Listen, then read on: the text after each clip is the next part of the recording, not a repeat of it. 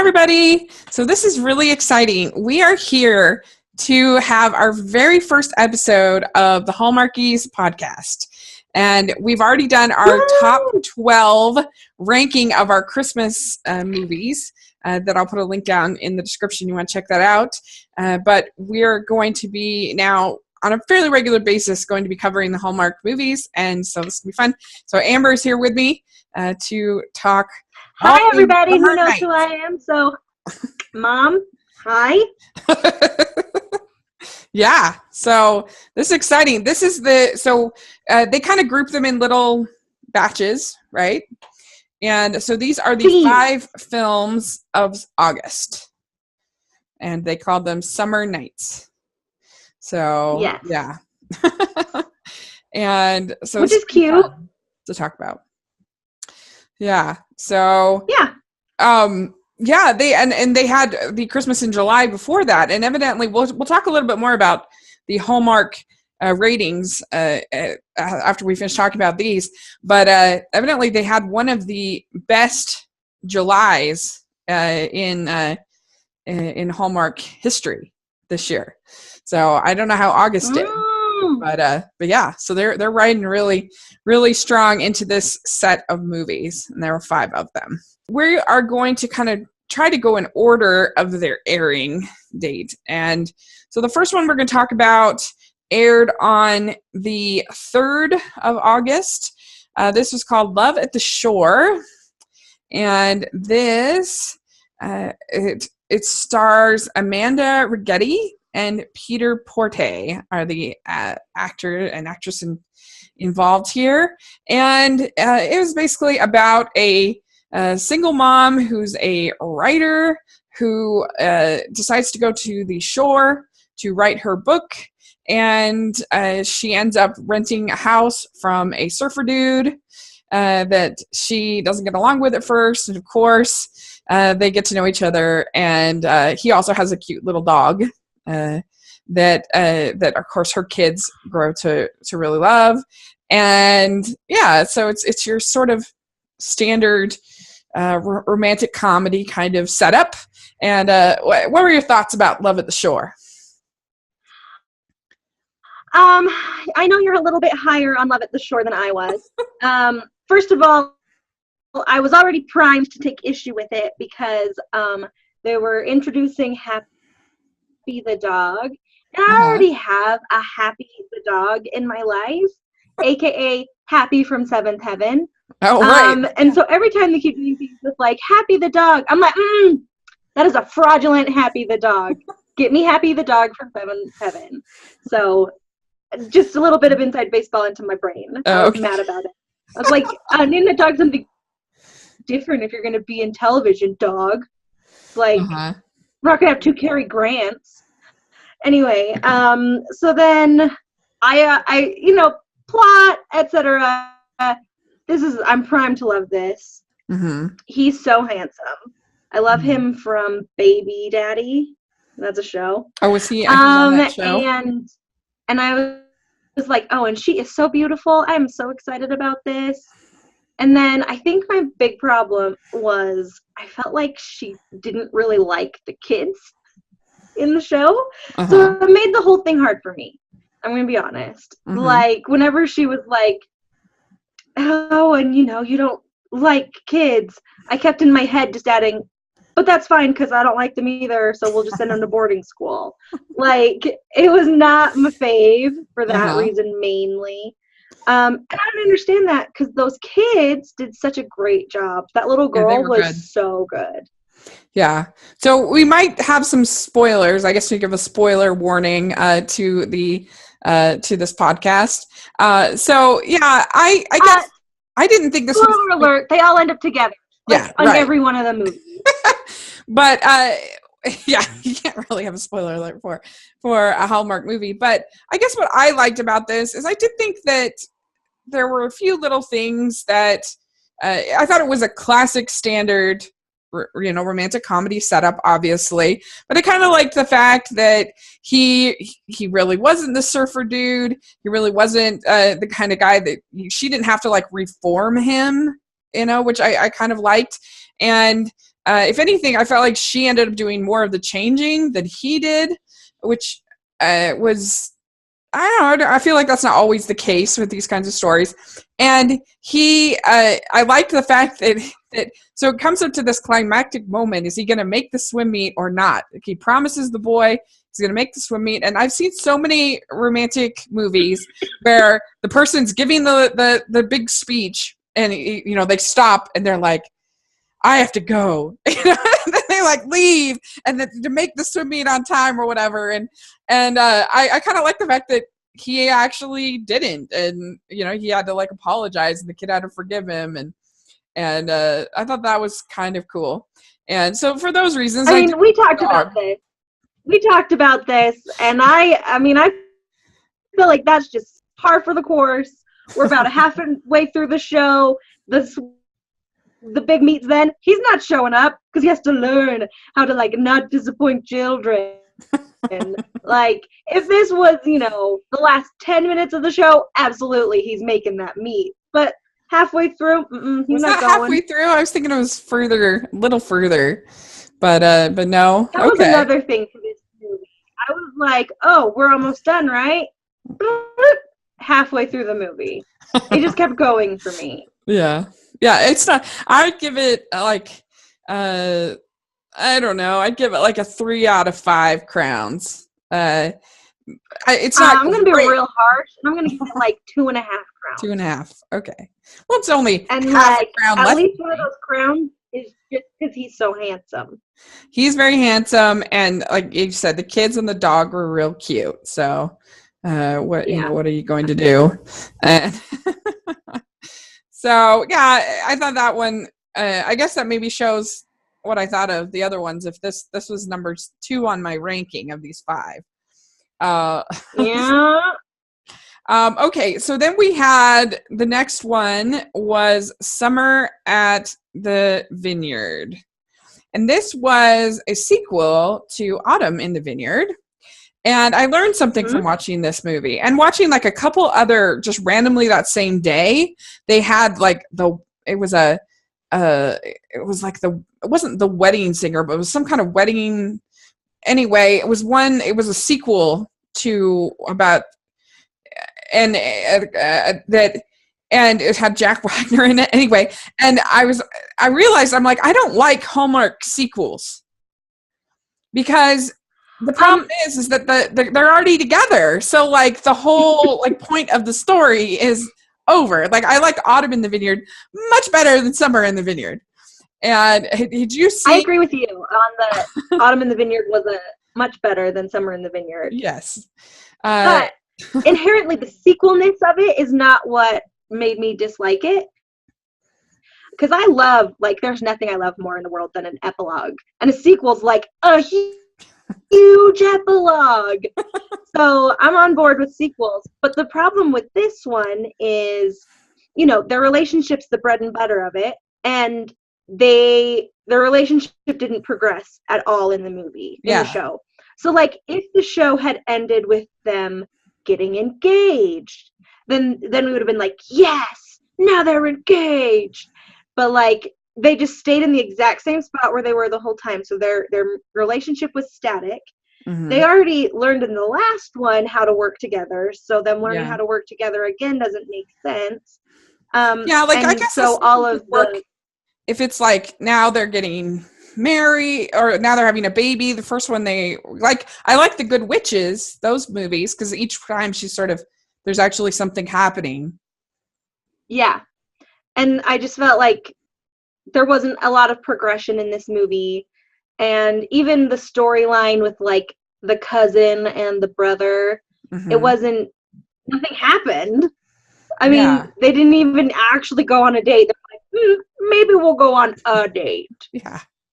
Yeah, we didn't even get like a good kiss from them, I don't think. And you were never really clear, like, why. I guess she hated him, or she didn't like the cousin because he had dated her friend from the previous film or something. Yeah, that was like, that was a storyline in the previous film, but also it's not relevant. It's pretty harsh, to like, people break up. Like, she's I'm pretty like, mean to him for that. Objection asked and answered, Your Honor. Let's move on. Yeah.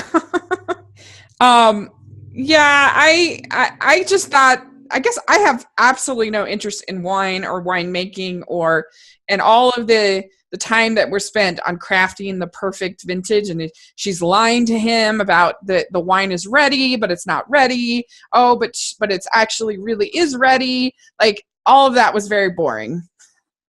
Yeah, and like, if you didn't know that, oh, she's gonna have it fixed and it'll be great, then you don't deserve to watch Hallmark movies. Yes, that's right.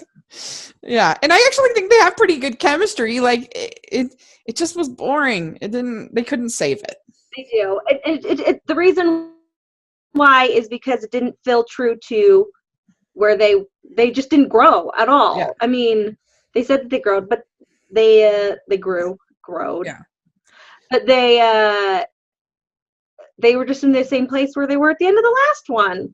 Yeah, which was sort of weird because the last one, I figured that it's the first one, they both want to own this vineyard, and so they're both living in this house, and they like literally like tape off like their part and her part, his part, her part, stuff like that. And so I would have figured that they would have been married in this one, and it's kind of interesting that they're That's what I'm saying. I'm like, all of the Hallmark movies where I'm like, look, they're in love and they're gonna get married, actually end with them just like dilly-dallying around for a year. And obviously, I mean, I don't agree with cohabitation before marriage. I'm just gonna say that right now. Which, whatever. They weren't even living together, so they technically took a step back from where they were at the last in the last movie. Yeah, because he was like, I'm gonna go back to my house, which I love that they threw that in, because it's like hashtag Hallmark chastity, which is something they do in like Hallmark movies, not on like Lifetime movies, but on Hallmark movies they do that. Right. Yeah, and I forgot to say, spoiler alert, a little bit of a preview for the next one. So like, if this were real life, I don't believe that the people from Sun, Sand, and Romance would have had 2 suites on their trip. Right. Yeah, that's true. But it's hashtag chastity, so they did. So they're good. Yes, that's true. So this has Rachel Lee Cook and Brendan Penny, and like you said, it's not their fault. They did what they could. It's not their fault. It just was boring. It was boring. So. And honestly, if the show had been like if there had been the exact same plot of the wine's not ready, oh, we're keeping it a secret because we don't want to disappoint them, blah, blah, blah, with just a hint of him planning on proposing to her the whole time. And then at the end, when they have a big feast and there's the thing, and he's also like giving his speech, and he's like, and my lady, let's get married. Let's do this vineyard thing for the rest of our lives. Or then I would have been like, bravo, well done, we did it. But there's none of that. It's just.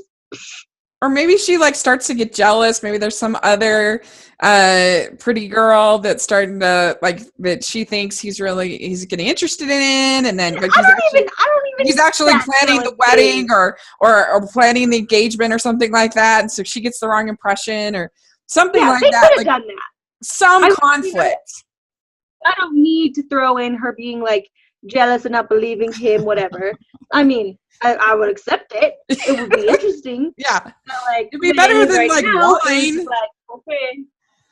I mean, here's the thing about the wine or whatever. The wine can't act. Yeah. So I can't feel anything about the wine. I'm not going to be like, oh no, the wine's not ready yet. Oh, I hope it's going to be okay. I'm so worried about how the wine's going to feel about letting them down. No. And I don't know, it really felt valid that she wouldn't tell him that. Not only are they in this apparently stable relationship, there's no other reason, but they're about business partners. I know I didn't really buy that she would lie to him about that. About the wine. Yeah, I just didn't like it. I was no, I'm not on it. Agreed. So how many crowns would you give it out of 5? I'm gonna give it let's see, probably 2. Yeah. I'll give it 2. Yeah. I'll give it 2 as well, just because I did think that they had good chemistry. And if they wanted to try and right the wrong, I wouldn't be opposed to it, because... Yeah, I mean, like, I didn't want to kill myself when I was watching it. I wasn't even tempted to, like, fast forward. I was just like, this is really long. And the thing is, too, I probably would never watch it again. But I wasn't tempted to fast forward then. But that's because I kept thinking, but they're going to get engaged, or, something interesting is going to happen. Yeah. And they lied to me the whole time because nothing ever happened. Right. So, all right. So the next one on the gamut, I guess, is a entry in the Midford series. This is At Home in Midford. I guess Andie MacDowell has done a couple of these, evidently. I don't know. But it's based on these books, and the books are actually really charming about this pastor and the small town of Midford. And he is an evangelical priest or reverend. I don't know what they're all called, but anyway. And the books are actually really charming. This movie I thought was a snooze. I didn't like it. And I thought that Andie MacDowell was awful. Like, I thought she was really bad. I don't know what was going on, but she was just so flat. And so, like, I don't expect, like, the greatest acting in the world in my Hallmark movies, but I don't know, there was just something so wooden about her. And it was weird. On a letterbox, one of the commenters says, "Worst one yet. I do not know what Andie MacDowell was attempting to do in this movie with her voice, but it was very obnoxious, bad acting." And that is very true. I agree with the letterbox. There was something, she had this weird accent, and it just, I don't know. It was weird. I didn't like it. And even Cameron Matheson couldn't save it, which is saying something. Yeah. Full disclosure, audience, I did not watch it. I could lie and say that my DVR deleted it and it was a mistake.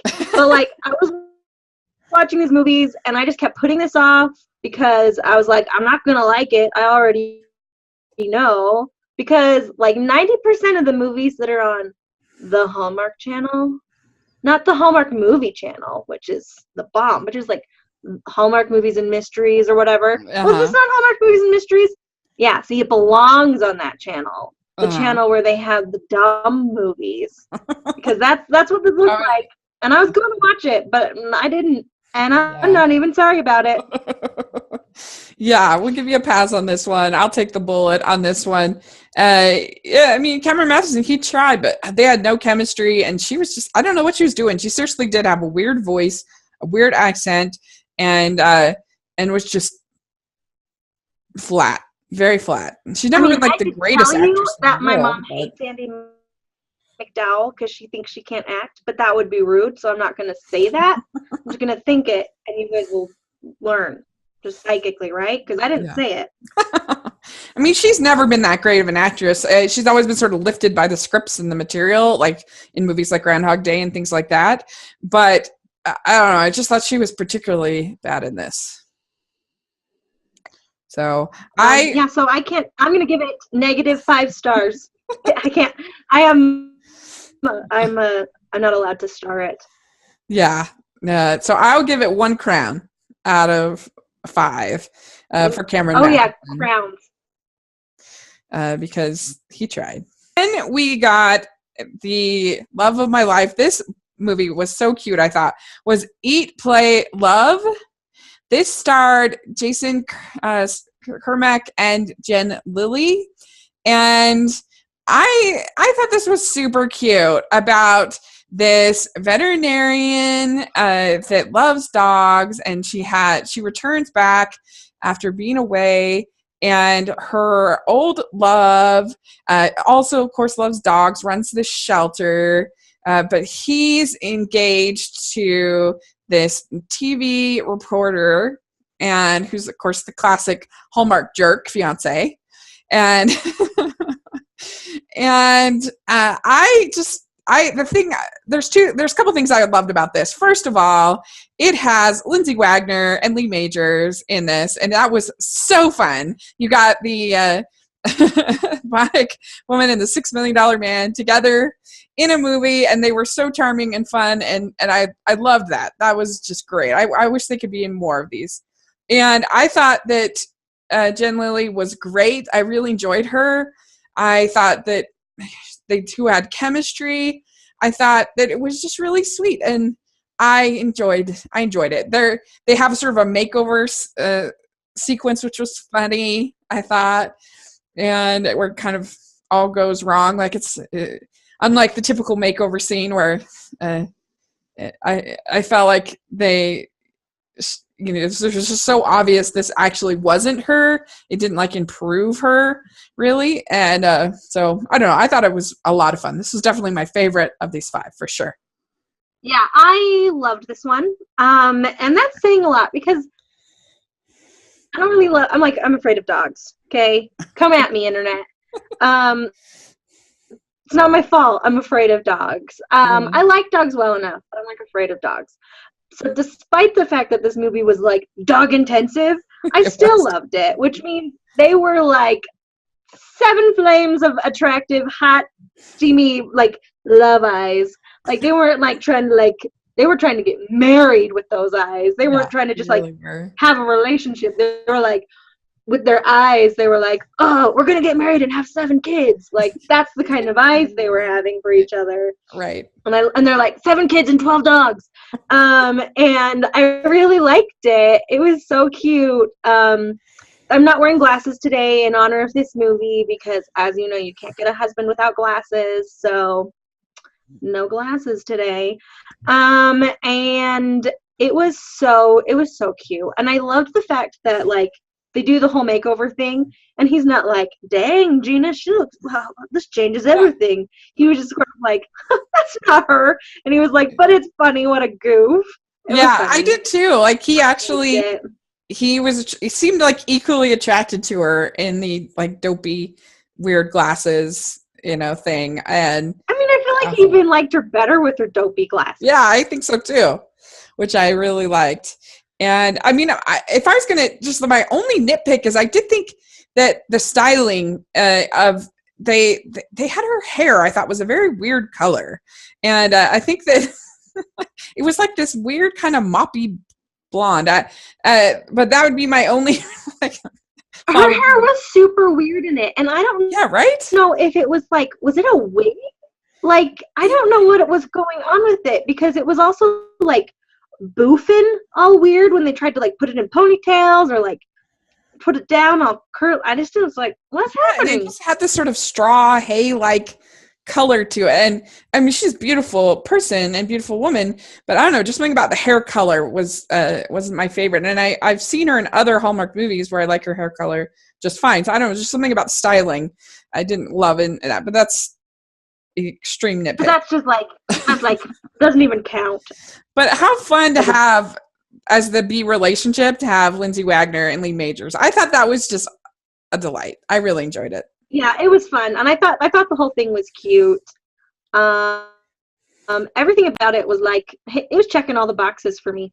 Yeah, because they kind of know what's going on, and I also kind of liked how they were sort of managing their relationship too at the same time that they're trying to kind of convince the two of these younger people to figure things out, and that was really cute. And yeah, I love that the male lead was like a schemy, meddlesome matchmaker.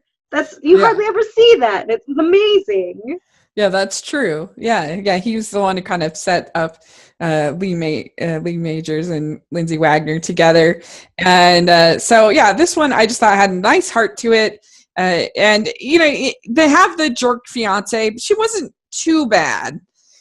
She was just a brat and, like, selfish. And I don't feel like not liking dogs is, like, a character flaw. The show did. And if someone loved dogs that much, then I agree that it would be a problem. But, like, yeah, she was fine. And then I like that she just, like, handled things gracefully once it was over. Right. Yeah. Yeah, I mean, at least she was honest about like what where she was going and what she wanted, and her things with dogs and stuff. So that was good. And I would watch the crap out of a sequel where it's about her life in New York. Yeah, hey, there you I go. would. So I would definitely see another. I don't want sequels. I don't want Hallmark sequels, but I would see another one with this pairing of these two together. I think they were good. So Eat, Play, Love. I'd see a sequel where it's about their wedding and that dog takes their, is the ring bearer, and I'd watch that one. Yeah, fair enough. Okay. Yeah, so I would give Eat, Play, Love, I'm going to give 4 out of 5 crowns. I'm going to give it 4.5 out of 5 crowns. I might get more generous as we continue on, but I'm gonna hold out and we'll see. But I did really like it. It's definitely my favorite by quite a bit. I have Love at the Shore at number 2, but that's a wide gap in between 1 and 2. Yeah. So okay, so then we had the last one of the month. This was Sun, Sand, and Romance, and this is featuring our favorite, Paul Campbell. Paul Campbell. Wah, wah, wah, wah, Paul Campbell, wah, wah. Yeah. That's the Paul Campbell alert. Yeah. He even has, I looked him up on Twitter. He's even like, I'm the guy in all the Hallmark movies. And I'm like, don't do anything else. Yeah. Just be in those movies, Paul Campbell. Yes. Or in my dreams. That sounded creepy. I take that back. Okay. Yeah, so this stars Tricia Helfer, and Paul Campbell. And basically, she is the overworked single woman that we see in many of these stories. And she's a publishing executive who really wanted to be a children's book author, but lost her way from her dreams. And she goes to this resort with her boyfriend, and she ends up meeting her old high school boyfriend, friend, whatever, and named Shep. And he is like the activities director of this resort. And basically, a million contrivances happen that separate her from her boyfriend. And she ends up spending all this time with Shep. And she has like all of these anxieties about the water and about different things. And that's part of the contrivances that keep her from her boyfriend, who is all about mixing business and pleasure, her boyfriend. And so obviously, you know what's going to happen. Yeah, so this one I thought was okay. I didn't hate it, but I didn't love it. Even with Paul Campbell, because I thought that it was just a little bit hard for me, even in a Hallmark movie, to believe that there's a scene where she would refuse to go onto a boat with her boyfriend. And then literally like 5 minutes later, because of her anxiety, and she's like breathing heavily and she's having anxiety, like 5 minutes later, she's like climbing onto a paddleboard in the middle of the ocean with Paul Campbell. And I'm like, come on. He boiled her like a frog. So like her boyfriend was like, let's go on a boat and cross all this open water to this uncharted island on just a sailboat. And she's like, we're gonna die. I get that for sure. And then Paul Campbell's like, how about you just stick your toe in the water, probably will be fine. And she's like, toe, water, nailed it. And then he's probably like, oh, how about you just like sit on this board in the shallow end? Look, it's still touching the bottom. And she's like, okay. And then he just like will slowly like creep her out. And then she's suddenly like in, 1 foot of water on the boogie board. She's fine. I buy it. I buy it a lot. He boiled her. I can see what you're saying, I guess. You also have Sadie Robertson in this, if any of you watch Duck Dynasty. Yeah! She was in this. She wasn't great. Or Dancing with the Stars. And Dancing with the Stars. But it was probably her first time ever acting, so give her a little bit of leash. And I was like, you know what? She did a good job. She was fine. Mm-hmm. Yeah. I've definitely seen some way worse people doing stuff in Hallmark movies. Yeah, fair enough. That's true. Yeah, I mean, I don't know. I just Oh, I have did to you think also they had say this on chemistry? the record. Sorry, what was that? I feel like Paul Campbell could have chemistry with a lamppost, and I would. Paul Campbell could have a scene with the wine from Summer in the Vineyard, and I would be emotionally invested in the wine's feelings. Yeah, he is really charming, but I don't know. I just didn't. I don't know. I wasn't in love with her. I wish that we had gotten like Jen Lilly or somebody from one of the girls. Well, we can't always have Jen Lilly. I know. But I was actually pretty excited about this because this was a reunion of sorts because they were both in Battlestar Galactica. Okay. I don't even think they ever shared a scene in Battlestar Galactica, but I actually have a hard time with Trisha Helford most of the time because I did not like her in Battlestar Galactica. Oh, interesting. I was just like, what? So in this, though, I was like, I don't mind her. So I was actually surprised by how high I ended up on her. I don't know. Like, there's just certain people that I feel like really embrace the idea of being in a Hallmark movie, like Jen Lilly or Paul Campbell or whatever, that they're like, yeah, this is cool. They're paying me to be in a movie. This is cool. Whereas I feel like there's others that you can kind of be like, you can just kind of feel a little bit of sort of disdain or like, this is where my career is left me sort of a feeling. And she was somebody I felt a little bit of that, I don't know. I just didn't feel her. I didn't feel that from her. I didn't feel that from her. I think one of the main things though that really drives me crazy about her, and if anyone that knows her is watching, it's just a thing. It's like how I hated the way Mandy Moore talked, and I love Mandy Moore. I just sometimes, why is she talking like that? Trisha Helford does this thing where she like talks with her teeth like gritted.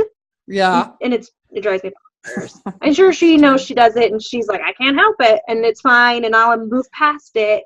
But I think that's part of the reason why she bugs me. Well, we're not criticizing the like real we're just talking about the performance in this one film. Like nobody take anything offensive. That's what we're saying. Yeah, I did actually. I liked it a lot. Cool. Was there anything else you like? They had a pretty good kiss at the end. I like it when they give us a good kiss in these Hallmark movies. Well, even better, #epilogue. Ew. Like Paul Campbell and a freaking epilogue. How would I not love this movie? Yeah. So how many crowns would you give out of 5? I'm giving it 3.5. Whoa, really high. I'm gonna be more like 2.5 on this one. So I guess I'm the hater of the group on this one. But I didn't. It just was my favorite. So I would rank it as my favorite: Eat, Play, Love, and then Love at the Shore, and then Sun, Sand, and Romance, Summer at the Vineyard, and At Home in Midford is how I would rank the 5. But yeah, and I'm the same except for Love at the Shore and Sun, Sand, and Romance are flipped. Okay, that makes sense. I can see that.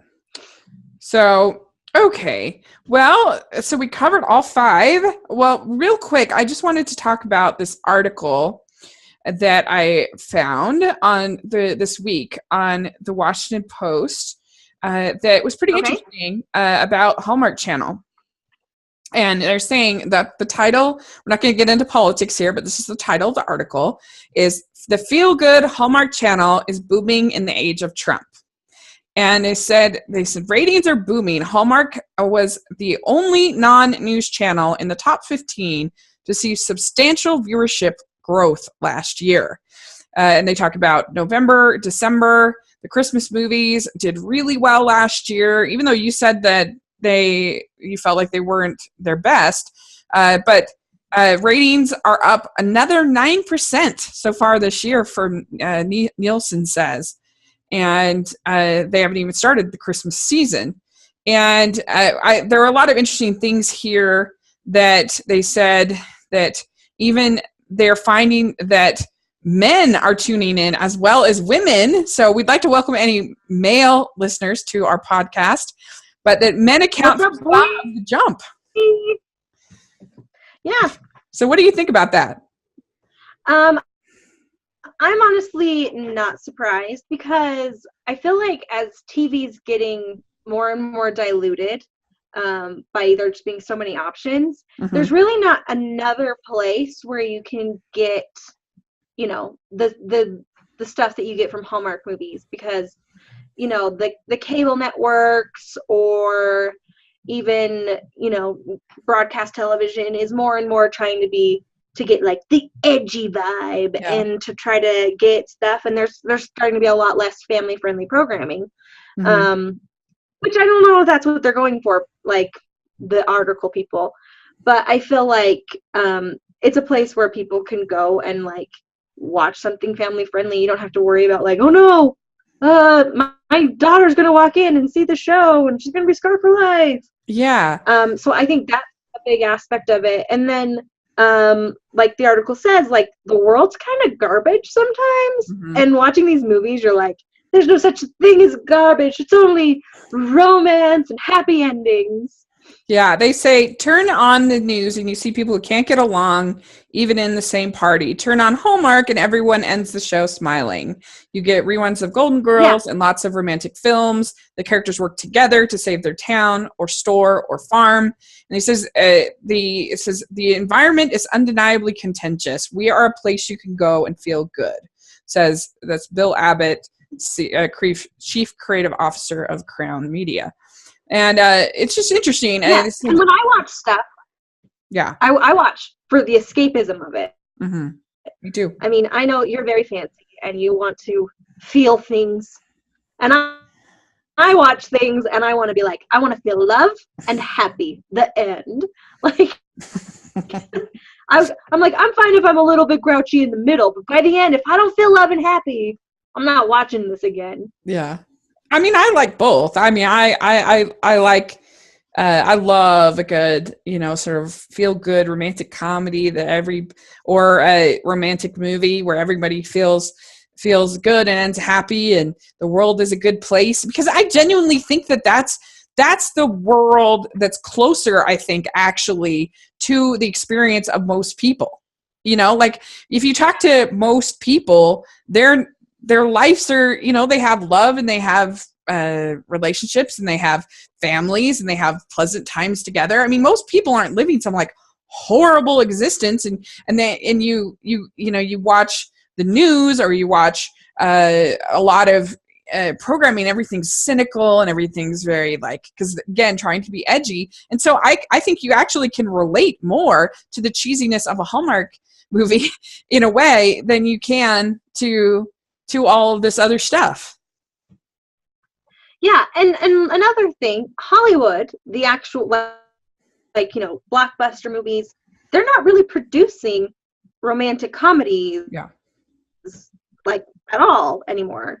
So, you know, I'm not seeing Notting Hill in theaters. I'm not seeing, you know, When Harry Met Sally. Yeah, we have one coming out. You've Got Mail in theaters. They're just not producing those films. So where am I going to go to get a movie like that? Hallmark Channel. Yeah. We have one coming out next week called Home Again that feels very old-fashioned. Like when I say old-fashioned, I mean something from like the 2000s. It feels old school, but that is so rare. Like most of the romantic comedies are things like Bridesmaids. They're things like that that are very vulgar, that are very whatever. And so, and I think that a lot of people have a hard time relating to that. I don't relate to that, you know, like I don't surround myself with people that speak that way or that, you know, that have these kind of vulgar situations. And so I don't know. It's an interesting phenomenon. And it was interesting too. The article says that advertisers are flocking. Hallmark is now attracting car companies, financial firms, as advertisers, And it says that's rare for channels that are perceived as mostly women's network. Hallmark is also making a more of an effort to have non-white actors, although the company admits it has work to do on diversity. So kind of interesting. I thought the advertisers are I mean, because one of the things that's frustrating, I think, for advertisers now is that you want something where you can safely put your money and your brand behind, like you don't want to be something and then you're like, oh, they said that, shoot, and and we're going to pull from that reality show or that, thing, because that now it's all of a sudden gotten awkward. Whereas for Hallmark, it's pretty safe. If there was ever a thing that was safe, it's going to be Hallmark as far as putting your advertising behind. So, I mean, frankly, I feel like there's less controversial content on Hallmark Channel than there is on the Disney Channel. Yeah, I'd agree. Yeah, I'd agree. And you're actually reaching like people who are going to be making as opposed to Disney Channel, we were reaching the kids. You're actually reaching moms who are doing all these purchasing and buying and everything. Yeah. So, and evidently you're also and dudes and men. Yeah. Abbott, he says that we intentionally branded ourselves as the happy place, the heart of TV. So it's interesting. Yeah, I'm loving it. I'm excited. Yeah. And they do say also that they're like putting a little bit more money into things. And so it's going to be interesting to see how we see that, if we see any proof of that, of this growth in ratings and money in the Christmas season when we start seeing the new films. Well, I think even outside of like seeing the quality of the productions go up, we've already seen a huge boom in the quantity of shows. Oh yeah, you're right. That's very true. And if if they stay at the same level, but like they are now producing, basically a movie a week, I'm in. Oh yeah. Yeah, I mean, it's just like you don't always want to be challenged in your viewing. You just want something that you'll like, even if it's not like a great Hallmark movie. It's still, I don't know, it's just relaxing to just watch something that's innocuous and fun. I watch a Hallmark movie where someone's been, they've fallen in love and they're off to start a good, happy life. I'm like, you know what? I'm going to have a good, happy life. Let's do this, you, me, and Hallmark Channel. Let's go. Mm-hmm. Yeah. So I'll put a link to this article in the description section. I'd be really curious if any listeners, if you what you think about it, if you read it, what you think the appeal is. Try not to get too political in the comment section, please. But yeah, it's just something that we desperately need as far as just feeling good and something that's old-fashioned family values that is needed. So, okay, great. Well, I think that's pretty much everything that we have. We're going to be starting. There's the fall season harvest.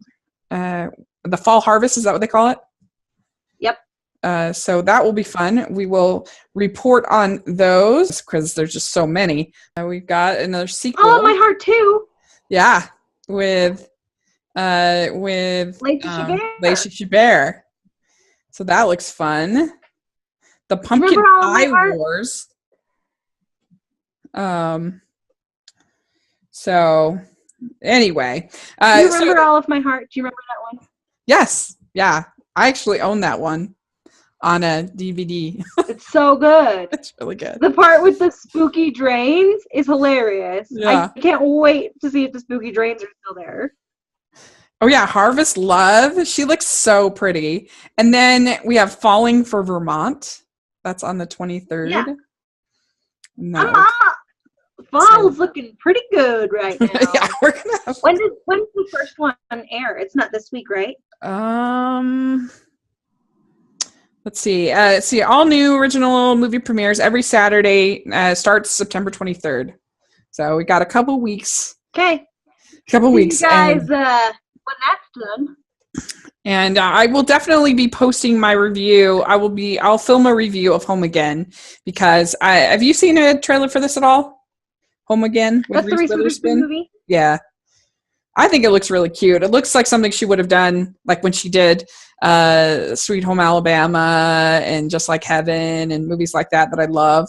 So I'm excited. So that Yeah, we can look forward to that next week. the first trailer I saw for it, I was not necessarily interested in seeing it. Yeah. Like I don't think But it'll be the a more recent good trailer, movie, but I think I'll like it. well, the more recent trailers made me think maybe I'll see it. So Yeah. who knows? All right. Well, sounds good. So where can people reach you? You can just follow me on Twitter at Amber Brainwaves because my brainwaves are amber. And my name's Amber. Yeah. There's a whole thing.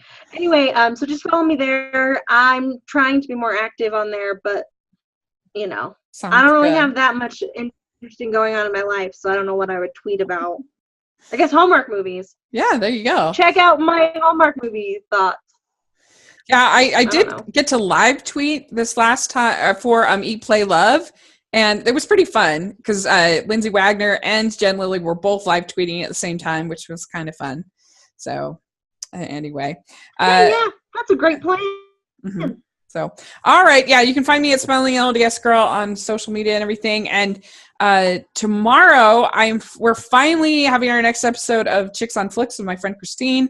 And we're finally doing Bridge Over the River Quad. We've been talking about it forever, but we're finally figuring it out, getting together. And so that should be really fun. And then on Saturday, my friend David Healy is with me we're going to be talking about the fall movie season. We're going to do we talk about like 40 films. So it's pretty fun. And so that'll air on Saturday. So something to look forward to. And and this Sunday I will be doing Swan Princess for my family movie night. So lots of fun stuff coming up on the channel. So please subscribe. I'm loving it. And let us know in the comments section what you thought of these films. If you saw them, if you're a Hallmarkie like us, put your thoughts below, how you would rank them, and which ones you're looking forward to coming up. That would be great. And also check out that article. I think it is pretty interesting. So, all right. Well, thanks so much. And we will Awesome. we'll be back soon.